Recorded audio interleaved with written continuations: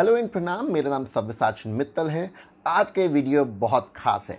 A very good news that I want to share with you. अब India is going to be that one first country जो DNA based vaccine तैयार कर पा रही है, या ऑलमोस्ट कहना चाहिए कर ली है कोरोना वायरस की इस लड़ाई में।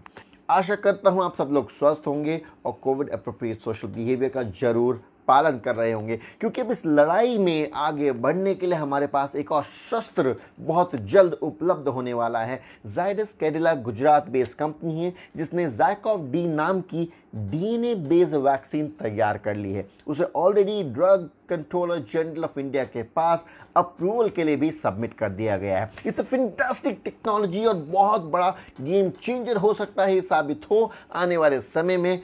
जब ये डीएनए बेस्ड वैक्सीन मार्केट में आ जाएगी तो ये देखा जा रहा है कि एमआरएनए बेस्ड वैक्सीन या हमारी जैसे कोवैक्सीन है, इनएक्टिवेटेड वायरस जिसे बॉडी में इंजेक्ट किया जाता है, उस वैक्सीन से ये बहुत अलग है और बहुत ही चेंजिंग और रैपिडली अडेप्टिंग टेक्नोलॉजी है डीएनए की।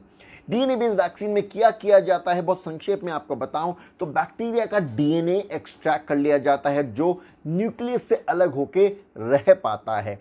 फिर उसको कंडीशन किया जाता है सेल्स के साथ इस तरीके से कि जब वैक्सीन हमें लगाई जाएगी तो हमारी बॉडी बहुत फास्ट अडेप्ट कर लेगी।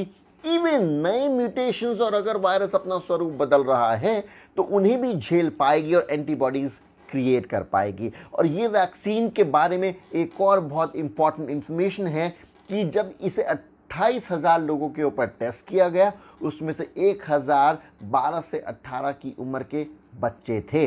दैट ऑल्सो मीन्स कि यंग जनरेशन, यंग पॉपुलेशन, जिनको लेकर एक बहुत बड़ा थर्ड वेव के बारे में कहकर चिंता का माहौल बना हुआ है पूरे देश में, उनके ऊपर इस वायरस की मेडिसिन को, इस वायरस की वैक्सीन को ऑलरेडी टेस्ट किया जा चुका है 50 डिफरेंट साइट्स में।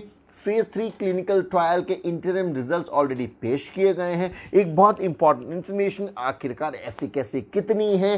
स्वाभाविक है, आप और मैं जब भी वैक्सीन के बारे में सुनते आए हैं कोरोना वायरस से रिलेटेड, सबसे पहला प्रश्न चर्चा का विषय न्यूज़ में होता है कि एफिकेसी कितनी है, कितनी इफेक्टिव, कितनी कारगर, कितनी इम्यूनिटी ये वैक्सीन मुझे प्रोवाइड करेगी कोरोना वायरस के against. 67% is the efficacy interim result for third phase trial. और संभावना है कि जब ये वास्तविक तौर पर रियल टाइम डेटा आ जाएगा, क्रॉस चेक हो जाएगा, तो ये बढ़ भी सकता है। लेकिन अगर हम देखें तो जब शुरुआत में सारी वैक्सीन आई थी वो 60-70 के आसपास ही अपना एफिकेसी डेटा बता रही थी। और मुझे लगता है ये बहुत बड़ा पॉजिटिव डेवलपमेंट है, क्योंकि जिस तरह से हमारा देश आज वैक्सीन से जूझ रहा है उसकी किल्लत है, कमी है। अगर इसको जल्दी अप्रूवल मिल गया तो जायडस कैडिला का अनुमान है कि बाय अगस्त 10 मिलियन डोजेज वे रेडी कर सकते हैं, क्योंकि उन्होंने ऑलरेडी 400 से 500 करोड़ रुपए इसकी मैन्युफैक्चरिंग में लगा दिए हैं। और अनुमान यह भी है कि 120 मिलियन डोजेस पर एनम वे मैन्युफैक्चर करने की क्षमता रखते हैं। They are already looking for partners to tie up, collaborate and increase the manufacturing line and supply faster for the country and the world at large. अब इस vaccine को अगर हम और डिटेल में जानने की कोशिश करें तो हमें दिखेगा कि इसको लगाने का तरीका भी बहुत डिफरेंट है। ये वैक्सीन इंजेक्शन के द्वारा नहीं लगता जैसे कि अब तक आप और मैं कोविशील्ड और कोवैक्सीन लेते आए हैं। ये वैक्सीन लगता है पैच से। जी हाँ, this is going to be a needleless vaccine, जिसका यह भी मतलब हो जाता है कि हमारी इंजेक्शंस और निडल्स की वेस्टेज और हमारा बायोलॉजिकल जो हॉस्पिटल वेस्ट है वो भी कम हो जाएगा। एक छोटा सा पैच आता है जो आपके यहाँ एक बैंडेड की तरह, एक स्टिकर की तरह, एक छोटे टैटू की तरह लग जाता है और वो अपने आप डिसॉल्व भी हो जाता है। अब आप पूछेंगे कि भाई इसमें कितना समय लगेगा, ये कितने रेपिटेशंस में लगेगी। सो द इंफॉर्मेशन इज ये 3 डोज लगेंगी as compare to the other vaccine already in market, जहां पर लगभग 2 डोजेज सारी वैक्सीन प्रोवाइड कर रही हैं। ये 3 डोजेज लगेंगी। 3 mg की एक डोज होगी।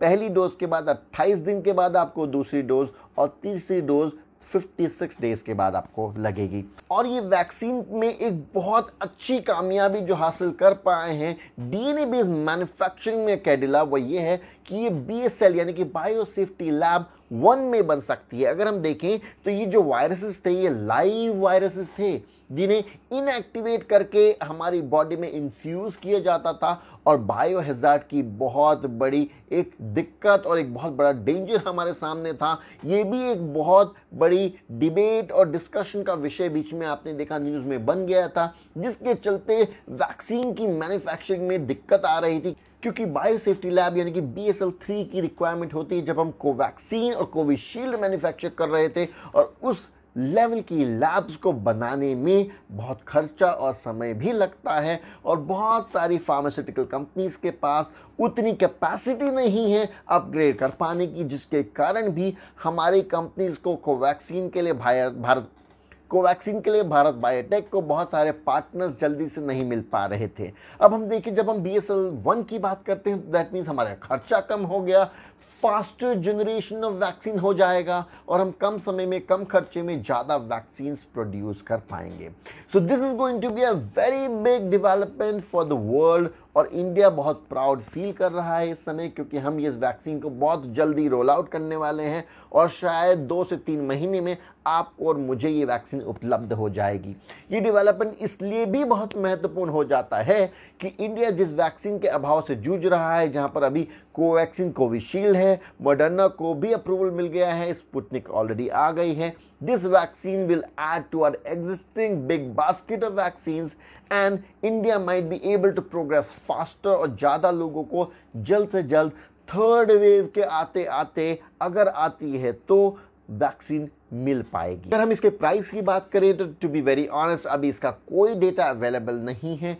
Price is yet to be finalise and discuss with the government, लेकिन ऐसा अनुमान लगाया जा रहा है कि हो सकता है ये वैक्सीन और सस्ती साबित हो, बिकॉज एक नीडल का खर्चा, इंजेक्शन का खर्चा, ट्रांसपोर्टेशन में भी बहुत बड़ी ईज है, जहां पे ये वैक्सीन मैं आपको बताऊं तो 2 से 8 डिग्री के बीच में ही स्टोर कर ली जा सकती है। हालांकि अगर हम इसे उसी फ्रीजर में रखें जहां पे हम अब तक कोविशील्ड को वैक्सीन रखते आए हैं ज़्यादा ठंडे तापमान में, तो -25 तक भी ये वैक्सीन बची रहती है, सुरक्षित रहती है। लेकिन 2 से 8 डिग्री का मतलब ये हो जाता है कि रेफ्रिजरेशन रिक्वायरमेंट भी हमारी घट गई है, उसमें भी खर्चा काफ़ी कम आ सकता है।